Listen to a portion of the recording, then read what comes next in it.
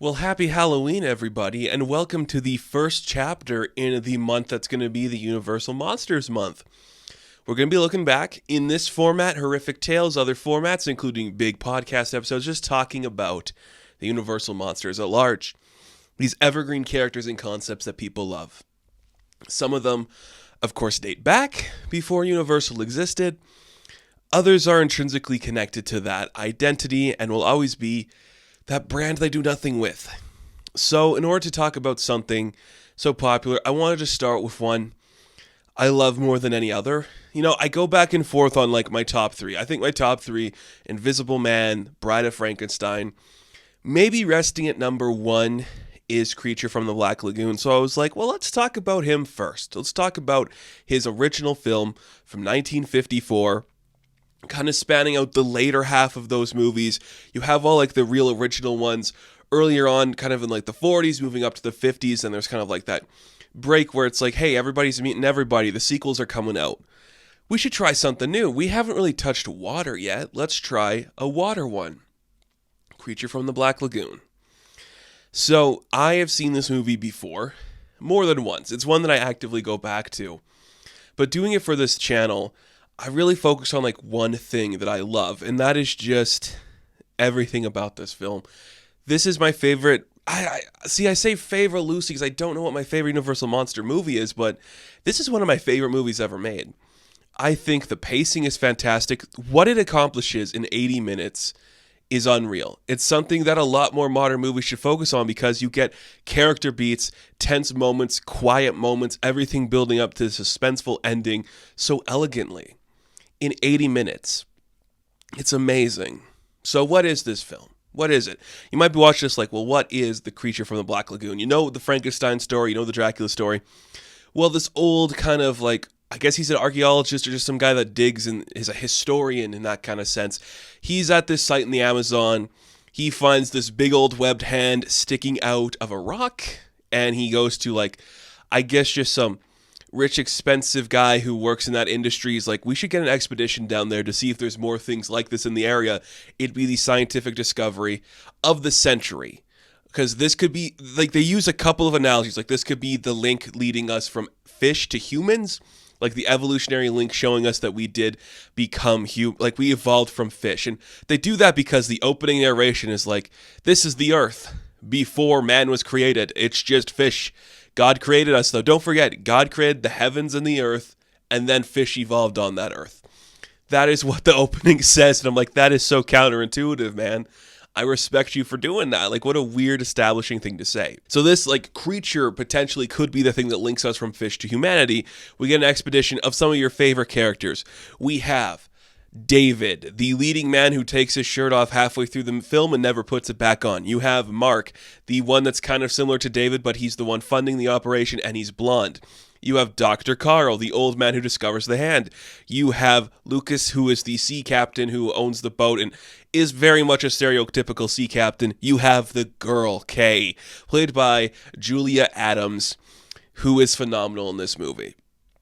Look, a lot of these earlier films in this genre, it's all about the female character. It's about kind of like this lust, the Beauty and the Beast thing, kind of going back to the King Kong stuff. Even as going back, I guess, to the creation of Frankenstein being like an anti-male story. That's kind of what this is too. The male characters are these brutish things that could destroy the women. I really like Kay in this movie. She has some really fun energy, and Julia is getting the chance to do a lot more. She does scream every time she sees the creature. And the men are like, you should stay back on the boat and not do anything. She does just like kiss David a lot too, but she has agency. She is like, I'm fine getting on this boat. I have no problem being in a dangerous situation. She's having fun. She's willing to do her own thing independently of everybody else, willing to commit to her own things and doing that kind of stuff. That's really cool to see. That's something a little bit different. So we have those people in our crew. We also have just some random people that if they get killed, you're not going to miss them. Because that's the point, isn't it? It's a horror feature. These characters were built in horror and science fiction. We're going to unexplored depths to hunt this creature down, study it even. Mixed signals get crossed. Are we going to save it? Are we going to study it? Are we going to kill it and like just become heroes and legends for doing it? It's epic, man. And the thing is, like, it's a simple premise, but it's the small moments where the characters are allowed to grow. David's entire bit is like, we need to preserve this creature and study its environment to see how it is living, how it is doing. He is the protagonist and our hero throughout most of the story, but he is far from the antagonizing force towards the creature. He never actively puts it in harm's way. Like, there are characters that shoot it with harpoons, there are characters that shoot it with guns. He might shoot it once with a harpoon, but he's never one that's like, we need to kill this thing. That's never his intention throughout any of it. At the very end of the movie, he lets the creature sulk away back into the depths. And I'm like, that is kind of fun. Just letting him be like, I'm going to be the hero and the good guy. I'm going to get in the water to be a shirtless, brooding 50s man just diving in looking crazy. That's awesome. I really like he does that. And then Mark being opposed to him is like, we need to kill this thing. I like that. There's like the environmental aspect, the animal hunting aspect, all those things you can play into, which are prevalent in those things because that's also the kind of thing like preserving this creature that is not really the villain, but is still kind of the villain. This one, I think more than others, is like actively the villain in some ways. I like Gill-Man, the creature. He's really fun. But you can look at people like Frankenstein as like the sad story, and you can look at Wolfman as like a creature of habit who is conditioned to do this. This is just more like, people are in my swamp and I'm going to kill them. Yes, we actively try to pursue it and kill it, but still something about that I really enjoy.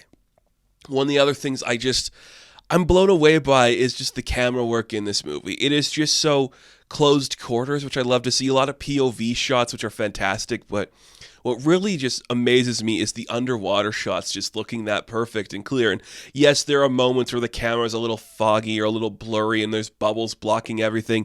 It's intentional because this film in this era, I think more than a lot of others, is like, the suspense is not seeing the creature full on.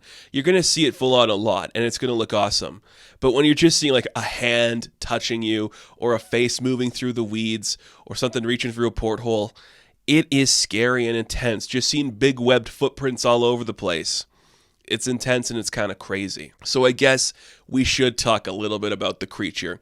We have a full suit built, and it is rubbery, and when it's walking on land, you can see it actually breathing, like its neck moves and its gills move.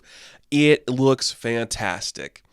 The thing I want to say is, too, you couldn't do this movie today in this style because we wouldn't allow ourselves to have the suspense of this, just slowly building up to the creature. And look, it doesn't look the most terrifying. The face doesn't move, the neck doesn't move, but when you see it, it's kind of creepy. It is scary. Like, the scale work is phenomenal. The eyes are what really sell it, because there's moments where it's in like the depths of the water, you don't see the eyes, but when it comes onto land, the eyes become more prominent and featured, and you're staring at them like, oh, this thing is a fish and a human. When it's in the water, it moves like a fish. It's not like its body is stoic, its limbs are flailing around.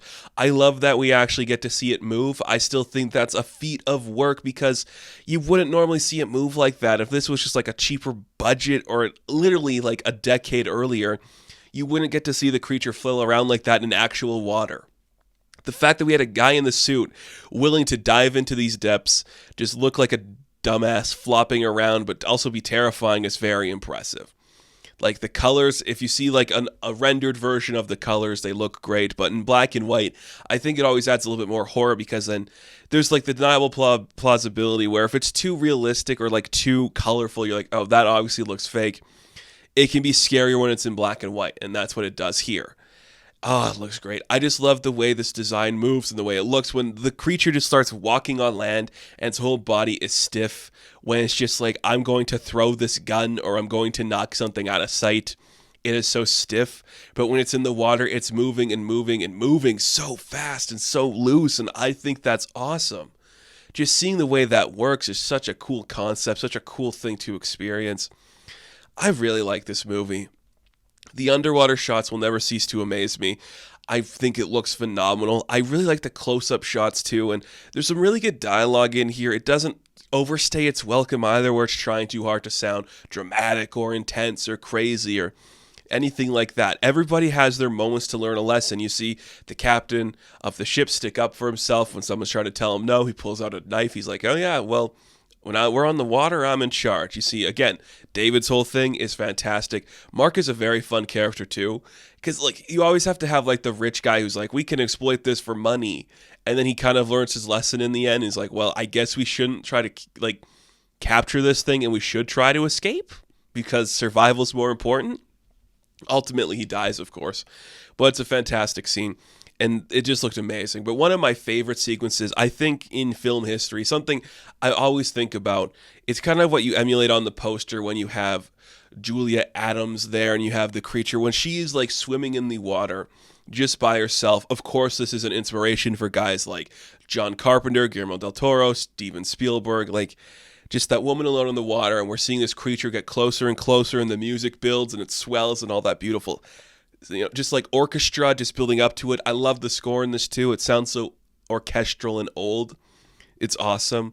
And I love the sequence where the creature's hand tries to touch the girl, getting really close when she's swimming just above the water and it's below her and just moving along, staring up at her, looking at this thing of beauty. It is so cool. And it looks so incredible. And the water sequences, they shouldn't look as good as they do, but they are so strong, so elegant. There's some beauty to it, and that's the thing I like about it too. Especially when it leans into more like that this is a creature that's trying to either save or have the woman, depending on how you look at it. When it captures her, takes her through the lagoon back to its secret base. It is beautiful in a way. I like that. And it is a formidable foe too. Like, it actually strangles people to death, which is just awesome to see. But everything about Creature from the Black Lagoon, it works on so many conceivable levels. What we're doing for character work, where people learn their lesson, where it turns into this escalating build of this creature where it's just like, here's a hand, here's a face, here's the full body shot, here's just like destroyed ropes, here's all these different creatures that we don't really understand. And then boom, there it is. And it's crazy, and it's just falling in love with this woman. And then you just have a bunch of shirtless men diving into the water trying to spear it. Oh, I just love this film. This is one I always go back to. It's one I enjoy so much. It just makes me so happy to see this kind of film that is so set in its ways, but the ways are all working. This exact script, this exact direction style, this exact format can be made today. I know there's been a number of people trying to remake The Creature. You should do it because it works well. And this movie, the acting is phenomenal. The story is phenomenal. Everything works in so many levels. I really think Creature from the Black Lagoon is one of the highlights of this era. And it all starts with a simple premise, because everybody knows we're all afraid of the water. It's just something we haven't really explored. They talk even about outer space in this, like there's a whole world in the stars we don't know, but we know even less about the depths of the water on our planet. Two things we're terrified of: what lurks beneath that, something that's not man, something that is not aquatic, something in between, a creature that walks among us, a creature that swims among us. It is terrifying. It is amazing. It is Creature from the Black Lagoon, and it is one of the best looking films ever made, and one of the coolest concepts to kick off our Halloween exploration.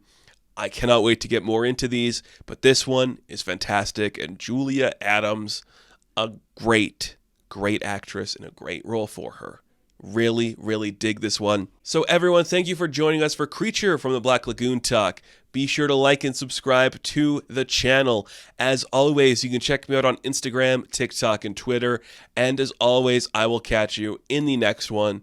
Have fun. Stay safe. Good luck. I'm trying to do like the Creature hand wave.